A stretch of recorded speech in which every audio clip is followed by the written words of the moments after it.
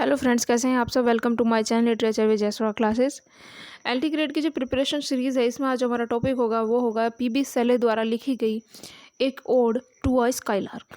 आज हम इसके बारे में बात करने वाले हैं, इसकी ट्रांसलेशन के बारे में बात करने वाले हैं और साथ ही साथ इसके मेन टॉपिक्स के बारे में। तो अगर आपने अपनी टेक्स्ट अपने पास नहीं रखी है तो अपनी टेक्स्ट अपने पास रख लीजिए। साथ ही साथ जो इम्पोर्टेंट बातें मैं आपको बताऊंगी उस पर नोट करते चले और उसको देखते चले, क्योंकि ये वीडियो बहुत इंपॉर्टेंट होने वाली है। एग्ज़ाम्स में, कई एग्ज़ाम्स में इसके बारे में पूछा गया है। तो अब देर ना करते हुए अपना जो टॉपिक है वो स्टार्ट करते हैं। साथ ही साथ ये चैनल सब्सक्राइब कर दीजिए और बेल आइकन को भी दबा दीजिए ताकि मेरे द्वारा बनाई जाने वाली हर वीडियो आप तक पहुंच सके और आप उसका लाभ उठा सको। तो दोस्तों, अपनी जो वीडियो है वो हम स्टार्ट करते हैं। To a skylark is Shelley's poem. It is written in the spring of 1820। देखिए, ये जो पोएम है ये जून में लिखी गई थी 1820 में। स्प्रिंग का सीज़न था उस दौरान। ये एक ओड है। It represent सैलीज thought and style. It consist of 21 stanzas of 5 line each. इसमें 21 स्टैंजा है और हर स्टैंजा में 5 लाइन है। शुरू की अगर 4 लाइनों की बात करें तो ये ट्रॉचिक ट्रीमीटर के अंतर्गत आती है। 4 लाइन जो स्टार्टिंग की होगी हर स्टैंजा में, ठीक है। और जो 5th लाइन होगी वो कौन सी होगी? अलेक्जेंड्राइन। 5th लाइन इसकी अलेक्जेंड्राइन होगी, जिसको एम्बिक हेक्सामीटर भी कहा गया है। एम्बिक हेक्सामीटर। तो एग्जाम में आपसे दोनों तरीके से पूछा जा सकता है कि टू अ स्काईलार्क में कौन से मीटर यूज हुए हैं, तो आप बताओगे ट्रॉचिक ट्रीमीटर एंड एम्बिक हेक्सामीटर। ये 2 मीटर इसमें यूज़ हुए हैं। साथ ही साथ वो आपसे ये भी पूछ सकते हैं अलेक्जेंड्राइन। आपको क्वेश्चन 3 पार्ट में डिवाइड करके भी दिया जा सकता है। एंड ऑल ऑफ अस, इसके बाद में ऑल ऑफ द वन करके आपसे मतलब फाइनल क्वेश्चन पूछ लिया जाएगा। इसकी जो राइम स्कीम है वो है ए बी बी। आप इसको नोट कर लीजिए। ए बी बी इसकी राइम स्कीम है। इस जो ओड है इसमें क्या होता है, जो स्काईलार्क है वो एड्रेस करता है स्काईलार्क को। स्काईलार्क को इन्होंने स्पिरिट ऑफ जॉय कहा है और उन्होंने कहा है कि जो ये स्काईलार्क है वो परफेक्ट हैप्पीनेस देती है। और वो कहते हैं our sweetest songs are those that tell of saddest thought. ये इसकी बहुत इंपॉर्टेंट लाइन है और कई बार पूछी भी गई है। इस चीज़ को नोट कर लीजिए। इसका मतलब ये होगा कि जो हमारे स्वीटेस्ट सॉन्ग होते हैं, जो सबसे प्यारे सॉन्ग होते हैं हमारे, वो हमारे जो दिल की सबसे ज़्यादा सैडेस्ट थॉट होंगे, बुरे विचार होंगे, या फिर हमारे जिन पलों में, जिन विचारों में हम सबसे ज़्यादा दुखी होंगे, वो वहाँ से निकल कर आते हैं या वो उनके बारे में बताते हैं। जो हमारे दर्द के बारे में बताएंगे, वो जो गाने होते हैं वो हमको, वो गीत सबसे प्रिय होते हैं। This poem is remarkable for music and melody and it is rich in beautiful images.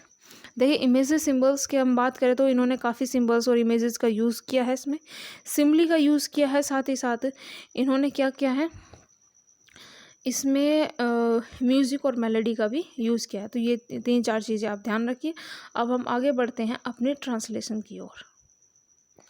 Starting में ही जो पीबी शेले है वो स्काईलार्क को कहते हैं हेल टू दी।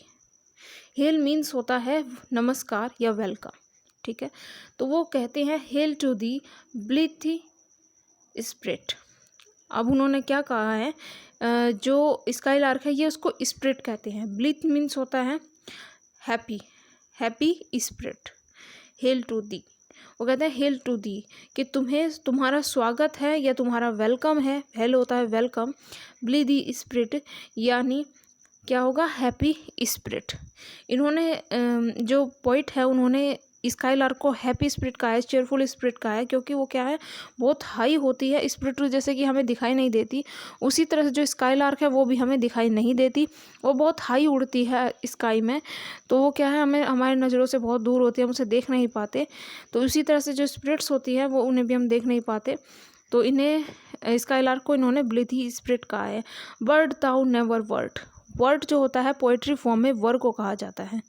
WERE जो वर होता है पास्ट में, उसको पोइट्री में वर्ड भी कहा जाता है। तो बर्ड दाउ नेवर वर्ड कि पक्षी तो तुम कभी थी ही नहीं, पक्षी तो तुम कभी थी ही नहीं। That from heaven or near it, तुम तो स्वर्ग के पास की हो, तुम तो स्वर्ग से आई हो या उसके पास की हो। प्योरेस्ट दाई फुल हार्ट, तुम अपने दिल से क्या हो, प्योरेस्ट हो, सबसे ज़्यादा प्योर है तुम्हारा heart, in profuse strains of unpremeditated art. वो कहता है in profuse strains. Profuse strains का मतलब होता है, प्रोफ्यूज होता है प्रचुर मात्रा में, यानी बहुत बड़ी संख्या में। स्ट्रेन्स होता है, स्ट्रेन्स यानी जो उनकी रगों में बह रहा है, जो वो गीत है, ठीक है, जो भरपूर मात्रा में उनके सांस उनके जो रगों में बह रहे हैं वे गीत। Of unpremeditated art. Unpremeditated art यानी जिसको पहले सोचा ना गया हो, इसको बिना सोचे, मतलब एक तरह से वो नेचुरली उनके दिल से आ रहे हो। जो उनका हार्ट इतना प्योर है कि उनका दिल जो है गीतों से भरा पड़ा है, और ये गीत पहले से सोचे नहीं गए थे, ये उनके दिल से ऐसे ही भरे पड़े हैं, और नेचुरली उनके दिल की जो ये आवाज़ है वहाँ से निकल कर आते हैं। तो ये जो स्टैंजा है, hail to the blithe spirit bird thou never wert that from heaven or near it purest thy full heart in profuse strains of unpremeditated art. ठीक है दोस्तों, इसका मतलब ये होगा कि वो कहते हैं कि जो स्काईलार्क को कहते हैं कि स्काईलार्क तुम्हारा धरती पर स्वागत है, तुम तो एक स्पिरिट हो, बर्ड तो तुम कभी थी ही नहीं, तुम तो स्वर्ग से आई हो या उसके पास से आई हो, और जो तुम्हारा दिल है वो बहुत प्योर है और वो भरा पड़ा है ऐसे गीतों से जिन्हें कभी पहले सोचा नहीं गया हो। ठीक है, जो तुम्हारी आर्ट है उसके बारे में कभी किसी ने सोचा नहीं था, और वो भी तुम्हारे जो दिल से स्वतंत्र रूप से वो जो गीत है वो निकल कर आ रहे हैं, एक के बाद एक वो निकल कर आ रहे हैं। नेक्स्ट स्ट्रेंजर में वो कहते हैं higher still higher from the earth thou springest like a cloud of fire, the blue deep wing and singing still dost soar and soaring ever sings। ठीक है दोस्तों, इसमें वो कहते हैं हायर स्टिल एंड हायर। वो कहते हैं कि तुम ऊंचा उड़ती हो और ऊंचा उड़ती चली जाती हो, कि तुम ऊंचा उड़ रही हो, बहुत ऊंचा उड़ रही हो। From the earth thou springest, ठीक है, कि धरती से बहुत ऊपर उड़ती जा रही हो। स्प्रिंगेस्ट होता है कि ऊपर उड़ती जाती हो। ठीक है दोस्तों, इसका मतलब होगा फ्रॉम द स्प्रिंगेस्ट दाउ, ठीक है, यानी तुम ऊपर उड़ती जा रही हो और बहुत ऊपर उड़ती जा रही हो। कैसे उड़ रही हो? Like a cloud of fire, कि जैसे कि कोई आग का बादल हो, इस तरह से तुम उड़ रही हो। द ब्लू डीप दाउ विंगेस्ट, देखिए जो ब्लू होता है वो होता है नीला, और डीप होता है गहरा। ठीक है, लेकिन यहाँ क्या मतलब है इसका? यहाँ मतलब है ब्लू डीप से आसमान। ठीक है, जो आसमान की ऊंचाई है उसको डीप कहा गया है। द विंगेस्ट, विंगेस्ट यानी पंख फैलाकर उड़ती रहती हो। कैसे उड़ रही है? जैसे कि कोई आग का क्लाउड हो, आग का कोई बादल हो, तुम ऐसे उड़ती जा रही हो। कहाँ? ये जो नीला आसमान है इसकी ऊंचाइयों में पंख फैलाकर आसमान में तुम उड़ती जा रही हो। एंड सिंगिंग स्टिल डोस्ट सोर, और जब तुम गा रही थी तुम ऊंचा उड़ रही थी। एंड सोरिंग एवर सिंगिस, और जब तुम उड़ रही थी तो तुम गा रही थी। इसके बारे में वो बताते हैं। वे कहते हैं कि तुम आसमान में धरती से बहुत ऊंचे उड़ती जा रही हो, धरती के ऊपर बहुत ऊंचाइयों में उड़ती जा रही हो, जैसे कि कोई आग का बादल हो। और इसी तरह से तुम कहाँ अपने पंख फैलाकर, जो ये ब्लू डीप है आसमान है में है, तो तुम इसकी गहराइयों में, आसमान की गहराइयों में खोती जा रही हो। और ऐसा लग रहा है कि तुम गा रही हो, और इसी के साथ साथ तुम उड़ भी रही हो, और तुम उड़ते उड़ते गा रही हो। तो ये इनका सेकेंड स्ट्रेंजा था।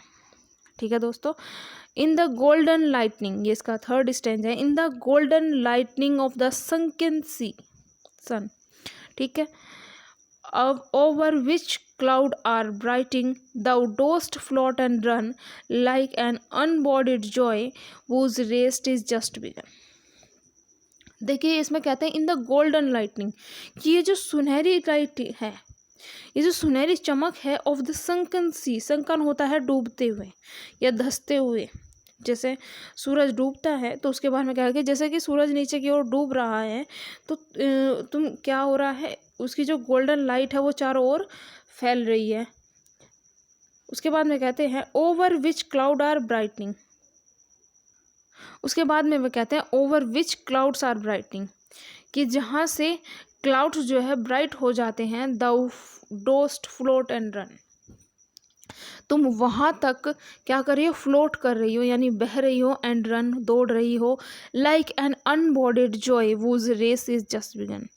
देखिए यहाँ अनबॉडीड मीन्स क्या है, अनबॉडीड का मीन्स ये है कि जो स्काईलार्क है उसने अपना शरीर त्याग दिया है, वो जो मोटर से उसकी बॉडी है उसको त्याग दिया है, और वो जो जॉय है, हेवन का जो जॉय है, जो इस शरीर की, जो इस आत्मा की एक तरह से आवाज़ है, आनंद है, उसके साथ वो मिल गई है। Whose race is just begun, और उनकी जो रेस है, जो दौड़ है, वो बस अभी शुरू हुई है। देखिए जब वो बहुत ऊंचे चली जाती है तो उनकी आवाज़ सुनाई देती है, और अब कहाँ वो आवाज़ सुनाई दे रही है, डूबते हुए सूरज से जब बादल गोल्डन हो गए हैं, गोल्डन लाइट चारों ओर फैल गई है, वहाँ पर भी जो है उसकी चमक नज़र आ रही है, उसकी आवाज़ की, जो स्काईलार्क की आवाज़ है उसकी चमक नज़र आ रही है, और वो उन बादलों के बीच से बहे जा रही है और दौड़ रही है, जैसे कि उसकी जो शरीर है, उसने आत्मा उसके शरीर में बस आत्मा रह गई हो, और उसने अपना मोटर शरीर जो है इस धरती पर छोड़कर वो आसमान की तरफ बहे जा रही है, और उसकी रेस अब ही शुरू हुई है। अब वो कहते हैं the pale purple even, even means होगा यहाँ पर इवनिंग, ठीक है। तो जो पेल पर्पल इवन है, जो धुंधली बैंगनी शाम है, मेल्ट अराउंड दाई फ्लाइट, उसने तुम्हारी जो फ्लाइट है उसको अपने में क्या कर लिया है, घोल लिया है, वो तुम्हारी फ्लाइट के साथ घुल गई है। जो शाम है उसकी जो धुंधली पर्पल शाम है ये, वो तुम्हारी फ्लाइट के साथ मेल्ट हो गई है, घुल गई है, जैसे कि कोई स्टार हो हेवन का, like a star of haven, जैसे कि कोई आसमान का सितारा हो, स्वर्ग का सितारा हो। In the broad daylight thou art unseen. अब वो कहते हैं कि जो ये संसार की जो चमक है, जो दिन में जो लाइट दिखाई दे रही है, thou art unseen but yet I hear the shrill light, कि तुम्हारी जो कला है वो दिखाई नहीं दे रही है। देखिए जब शाम होती है तो आसमान कैसा हो जाता है, पर्पल कलर का हो जाता है, तो क्या होता है, जो इवनिंग है उसमें ऐसा लग रहा है कि जो तुम्हारी फ्लाइट है उसमें जो धुंधली पर्पल कलर की जो इवनिंग है वो उसमें घुल गई हो, तुम उसके साथ घुल गई हो, तुम दिखाई नहीं दे रही हो। ऐसा लग रहा है जैसे कि कोई तुम आसमान का सितारा हो, और इस जो चमक फैली हुई है वो इतनी तेज़ डे लाइट फैली हुई है कि तुम्हारी जो आर्ट है यानी तुम हो, और तुम्हारा जो संगीत है वो दिखाई नहीं दे रहा, फिर भी हम सुन पा रहे हैं उस I hear Dai shrill delight. Shrill होता है बहुत तेज, बहुत ऊंचा स्वर, ठीक है, और डिलाइट होता है गीत। यहाँ इनका मतलब है श्रिल डिलाइट, यानी जो तुम्हारे उच्च स्वर गीत है, जो तुम्हारे तेज स्वर गीत है, हमें दिखाई नहीं दे रहे हैं लेकिन सुनाई दे रहे हैं। इस शाम में, जो शाम तुम्हारी फ्लाइट के साथ मिल गई है, जो तुम्हारी उड़ान के साथ मिल गई है, वो एक तारे के समान लग रही है, जैसे कि कोई स्वर्ग का तारा हो, और इस चारों तरफ फैली हुई रोशनी में हम तुम्हें नहीं देख पा रहे हैं, लेकिन हम तुम्हारी आवाज़ सुन पा रहे हैं, जिसका स्वर बहुत ज़्यादा तेज है, उच्च स्वर है, वे तो हम तुम्हारे गीत सुन पा रहे हैं। Keen as the arrow of the silver sphere. अब वो कहते हैं keen as the silver arrow of the silver sphere. Silver sphere का मीन्स यहाँ पर है चांदी के समान, जो एक तरह से मॉर्निंग स्टार, चांदी के समान जो स्टार है उसके बारे में, यानी मून के बारे में बात कर रहे हैं, चांद के बारे में बात कर रहे हैं, कि जो ये कीन एज आर द एरोज, कीन होता है sharp, as are the arrows यानी जो तीर है, जो किरणें हैं उसकी तरह sharp, of that silver sphere, जो चांद के चारों तरफ फैली रहती है उसके मन में। अब वो कहते हैं कि जैसे चांद को हम देखते हैं तो वो सिल्वर कलर का है, तो उसके चारों तरफ क्या होगा, एक सिल्वर एरो फैल जाती है, सिल्वर जो कलर के उसके जो तीर है यानी रोशनी है वो फैले होते हैं, और वो बहुत शार्प होते हैं। वो अनसीन लैम्प नैरो, लेकिन उसका भी जो इंटेंस लैम्प है, ठीक है, उस वूज इंटेंस लैम्प यानी जो उसकी रोशनी है नैरो, कम हो जाती है। In the white dawn clear, जब वाइट डेवन यानी जो सन है वो क्लियर होता है, उगता है। अनटिल वी हार्डली सी, हालांकि हम मुश्किल से देख पाते हैं, we feel that it is here, जब सूरज की रोशनी निकलती है तो हम मुश्किल से चांद को देख पाते हैं, लेकिन हम फील करते हैं कि वो वहाँ पर है। देखिए यहाँ पर एक इमेज दिखाई गई है आपको, इस इमेज में ये है कि जैसे ही रात होती है, अब रात होने पर क्या होगा, चांद नज़र आ रहा है और जो उसकी रोशनी है वो चारों तरफ फैल गई है, उसके जो एरो है वो चारों तरफ फैल गए हैं और वो बहुत शार्प है। लेकिन उसकी भी जो इंटेंस लैंप है, इंटेंस लैंप यानी उसकी भी जो तेज़ गहरी रोशनी है वो भी कम पड़ जाती है। कब? जब सूरज निकलता है। जब सूरज निकलता है वो भी जो है उसकी रोशनी कम पड़ जाती है, हम उसको देख नहीं पाते, बस हम उसे फील कर पाते हैं कि वो वहाँ पर है। तो ये इस तरह की इमेज इन्होंने सिल्वर स्फीयर कहा है चांद के क्षेत्र को, और वाइट डायमंड कहा है इन्होंने सूरज को। ठीक है दोस्तों, आगे बढ़ते हैं। नेक्स्ट स्टैंजा में वो कहते हैं, all the earth and air with thy voice is loud as when night is buried from one lonely cloud, the moon rains out her beams and heaven is overflowed। वो कहते हैं कि all the earth and air with thy voice is loud, as मतलब वो कहता है कि पूरी धरती और हवाओं में तुम्हारी आवाज़ इतनी तेज़ है कि गूंज रही है चारों ओर। चाहे हम धरती में देखें चाहे हम हवाओं में देखें, हमें तुम्हारी आवाज़ महसूस हो रही है और ये बहुत तेज़ आवाज़ जो श्रिल है तुम्हारी वो सुनाई दे रही है हमें, वो डिलाइट हमें सुनाई दे रही है। As when night is bare, जैसे कि कोई रात हो और वो कैसी हो, बैरी हो, यानी वहाँ पर कोई बादल ना हो, जैसे कि कोई रात बहुत साफ रात हो।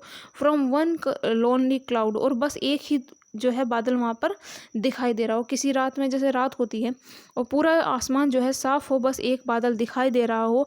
The moon rains out her beams, और उस बादल के पीछे जो मून है वो अपनी लाइट को, अपनी बीम्स जो होते हैं, बीम्स होती है रोशनी, उसको फैला रहा हो। एंड हेवन इज़ ओवरफ्लोड, और हेवन भी उससे भर गया हो, यानी हेवन यानी आसमान और धरती पर। देखिए जब को इसमें दिखाया गया है कि जैसे कोई बादल है, आसमान साफ है और चांद क्या है, चांद किसी एक बादल जो वहाँ पर फैला हुआ है उसके पीछे चला जाता है, और फिर क्या होता है, उसकी जो बीम्स है, जो उसकी किरणें हैं वो चारों तरफ इस तरह से फैल जाती है कि पूरा आसमान और धरती उसकी रोशनी से भर जाती है। तो इसी तरह क्या है, जो तुम्हारी वॉइस है उसने भी क्या कर दिया है, धरती और हवाओं को भर दिया है, धरती और हवा को पूरी तरह से भर दिया है, उसको ओवरफ्लोड कर दिया है। इस स्टैंजा में ये कहा गया। नेक्स्ट स्टैंजा में कहते हैं, what thou art we know not, what thou art we know not, कि ये तुम्हारी कैसी कला है जिसे हम नहीं जानते। वो कहते हैं कि ये तुम्हारी कैसी शक्ति है जिसे हम नहीं जान पाते। What is most like the, तुम किसकी तरह हो, हमें समझ नहीं आ रहा है कि तुम किसकी तरह हो, या तुम्हारी क्या आर्ट है, हम तुम्हें समझ नहीं पा रहे हैं। वो इसमें कहते हैं कि तुम्हें समझ कि जो तुम्हारा रियल नेचर है स्काईलार्क का, वो हम नहीं जानते हैं, और ये पॉसिबल भी नहीं है कि हम तुम्हें रिसेंबल कर सके या तुम्हें पहचान सके कि तुम किसके करीब हो। From rainbow clouds there flow not drops so bright to see, as from thy presence showers a rain of melody।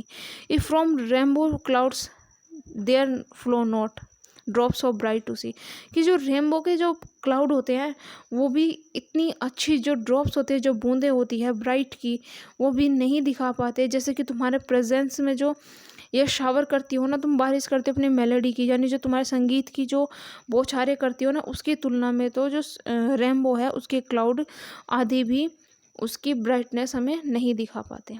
इसमें वो कहते हैं कि तुम्हारी जो कला है उसके बारे में हम नहीं जानते हैं, और जो तुम्हारा रियल नेचर है हम उसके बारे में भी नहीं जानते हैं। तुम आसमान में बहुत ऊंचा उड़ती जाती हो और सारे धरती को जो है भर देती हो अपने संगीत से, पूरी धरती को तुम अपने संगीत से भर देती हो, और जो तुम्हारा म्यूज़िक है वो इतना खुश कर देता है, इतना आनंद देता है कि जैसे कि हम कोई रेनबो देखते हैं, उसकी जो रेन ड्रॉप्स होती है, उसकी जो बारिश होती है, उसकी जो बौछारें होती है, वो भी धरती को इतना शांत नहीं बना पाती, वो उसमें भी इतना आनंद नहीं है जितना कि तुम्हारी गीतों में।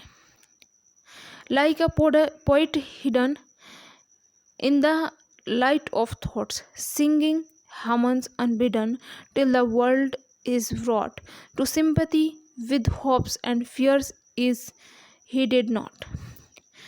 इस स्टैंजा में वो कहते हैं लाइक अ पोइट हिडन, और वो कहते हैं कि तुम एक पोइट की तरह हो, तुम एक कवि की तरह हो जो छिपा हुआ है। In the light of thoughts, अपने विचारों में, अपने विचारों के प्रकाश में छिपा हुआ है। ओके, यहाँ उनका कहने का मतलब है कि जब कोई पोइट होता है वो लोगों की नज़रों से दूर हो जाता है, खुद को छुपा लेता है। जब वो किसी बेहतरीन थॉट्स के बारे में सोच रहा हो, बहुत गहन विचार के बारे में सोच रहा हो, या किसी बेहतर काव्य की रचना कर रहा हो, तो उस समय क्या होता है, वो लोगों से खुद को छिपा लेता है। किस लिए? वो कहते हैं सिंगिंग हमन्स अनबीटन। उसके बाद में क्या होता है, उसके अंदर जो कवि है उसके अंदर नेचुरली बिना बुलाए विचार आने लगते हैं, और वो अपने सॉन्ग्स को जो हमन है, भजन है, ईश्वर की जो एक तरह से प्रशंसा करने के लिए संगीत गाए जाते हैं, उनको गाने लगता है। वो लोगों को मैसेज करता है, संसार को मैसेज करता है कि जो साधारण विचार है, ये जो मेरे विचार है वो साधारण लोगों द्वारा नहीं समझे जाएंगे, वो ये काफ़ी हार्ड है और ये ईश्वर की प्रशंसा के लिए है। उसको समझना बहुत मुश्किल इसलिए है क्योंकि ये बहुत गहन विचार होते हैं, और सामान्य रूप से जो इनके शब्द होते हैं उससे कहीं ज़्यादा ये कह जाते हैं। तो जो सामान्य कॉमन मैन है वो उसे समझ नहीं पाएगा। इनके विचार जो होते हैं वो नेचुरली इनके अंदर से बिना बुलाए जो है वो आते हैं। Till the world is wrought to sympathy with hopes and fear is heeded not. वो उसमें कहते हैं कि सबसे लास्ट में क्या होता है, जो पोइट के होप्स होती है, फियर होते हैं, वो लोगों द्वारा समझ लिए जाते हैं, क्योंकि वो अपने गीतों में इन चीज़ों को बयान करता है। ठीक इसी तरह से जैसे कि तुम इस संसार को मैसेज कर रही हो, इस संसार को होप्स के बारे में बता रही हो कि ऊंचाइयों की तरफ जो है तुम बढ़ती जा रही हो और तुम्हारे अंदर डर नहीं है। इसी तरह से ये जो पोइट है वो भी एक ऐसे काव्य की रचना करता है लोगों की नज़रों से छुपकर, जो उसके गहन विचारों से आते हैं और नेचुरली उसके अंदर से आते हैं, और इस संसार में फिर वो इन गीतों के द्वारा क्या फैला देता है, सिंपैथी फैला देता है जो उसके डर और आशाओं से उसे मिली है। नेक्स्ट स्टैंजा में वो कहते हैं like a high born maiden in a palace tower soothing her love laden soul in secret hour with music sweet as love which overflows her bower. ठीक है दोस्तों, इसमें वे कहते हैं जो स्काईलार्क है वो एक हाई बोर्न मैडन की तरह है, एक प्रिंसेस की तरह है, जो मतलब हाई बोर्न मैडन यानी महलों में रहने वाली कोई किसी एक युवती के बारे में वो बात कर रहे हैं, किसी प्रिंसेस के बारे में बात कर रहे हैं जो अपने पैलेस टावर में बैठी हुई है, और वहाँ क्या करे, सूथिंग हर लव लेटर। ठीक है, जो लव लेडन है यानी प्रेम से दबी उसकी आत्मा है, उसको क्या कर रही है, वो समझा रही है, क्या करके वो गीत गा रही है, soul in secret hour.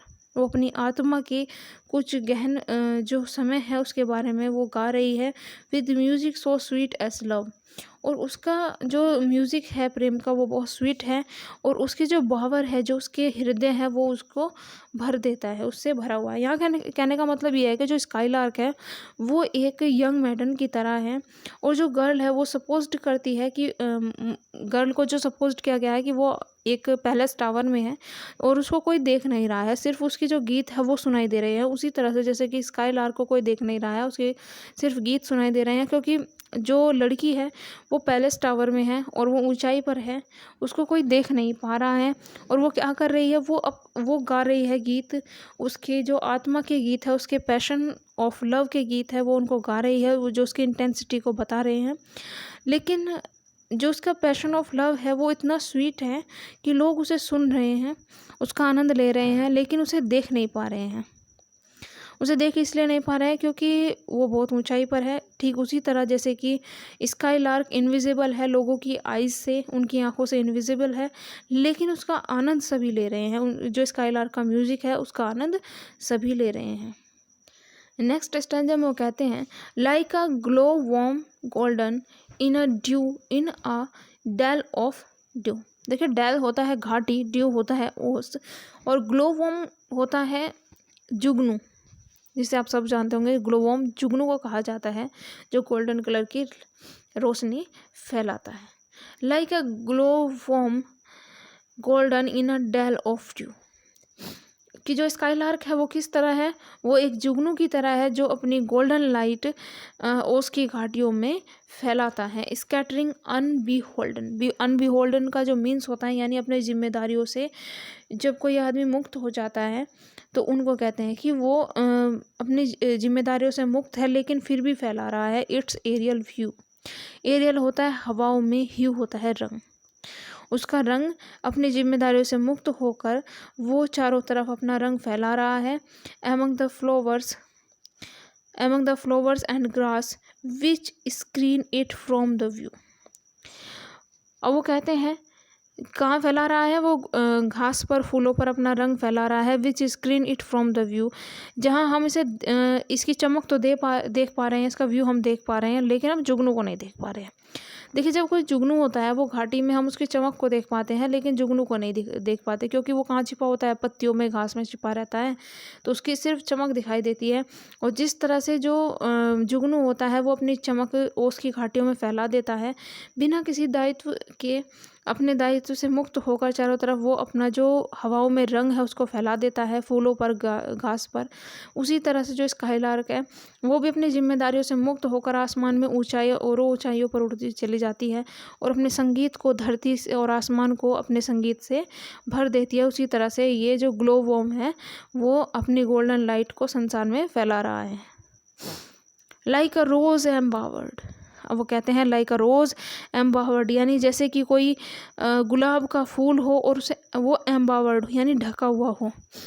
In its own green leaves, अपनी ही हरी पत्तियों से, by warm winds deflowered till the scent it gives, जो गर्म हवा होती है वो उसे डिफ्लावर्ड कर देती है, यानी इसकी जो खुशबू है उसको चारों तरफ फैला देते हैं। Till the scent it gives, जो ये सेंट, जो खुशबू ये देता है उसको चारों तरफ फैला देती है। मेक्स फेंट with too much sweet those heavy winged thieves, देखिए हैवी विंग्ड थीव्स गर्म हवा को कहा है। गर्म हवा जो हैवी विंग्ड यानी बहुत भारी भरकम, एक तरह से ये कह गया भारी हवा है, थीव्स है यानी उसको चोर कहा गया है। चोर इसलिए कहा गया है क्योंकि जो फूल है, गुलाब है, वो उसकी खुशबू को क्या कर लेती है, चुरा लेती है। इसमें एक गुलाब के फूल को इमेजिन किया गया है कि जो गुलाब का फूल है वो अपनी ही पत्तियों से ढका हुआ है, उसे हम देख नहीं पा रहे हैं, लेकिन जो गर्म हवा है जब वो उससे होकर गुजरती है तो वो उसके सेंट को चारों तरफ फैला देती है, जिससे हमें पता चल जाता है कि यहाँ कोई गुलाब का फूल है जिसकी सेंट इतनी तरफ, चारों तरफ फैली हुई है, और वो हमें मूर्छित सा कर देता है। उसकी जो स्वीटनेस है, जो उसकी स्वीट खुशबू है वो हमें फेंट कर देती है। और वो जो खुशबू है वो किसके द्वारा चुराई गई है, हैवी विंग्ड थीव्स के द्वारा, बड़े पंखों वाले चोर के द्वारा। और बड़े पंखों वाला चोर किसको कहा गया है, गर्म हवाओं को। तो इसके जो 21 स्टैंजा थे उनमें 11 हम कवर कर चुके हैं। नेक्स्ट जो 10 बचे हैं वो अपनी अगली वीडियो में कवर करेंगे। आशा करती हूँ आपको सब समझ में आया होगा। कोई चीज़ अगर आपको नहीं समझ में आई है तो आप कमेंट में बताएं, मैं उसके बारे में बताने का आपको पूरा प्रयास करूँगी। साथ ही मिलते हैं अगली वीडियो में। प्लीज़ मेरे चैनल को सब्सक्राइब करें और साथ ही साथ बेल आइकन भी दबा दीजिए, लाइक करें। मिलते हैं अगली वीडियो में। धन्यवाद।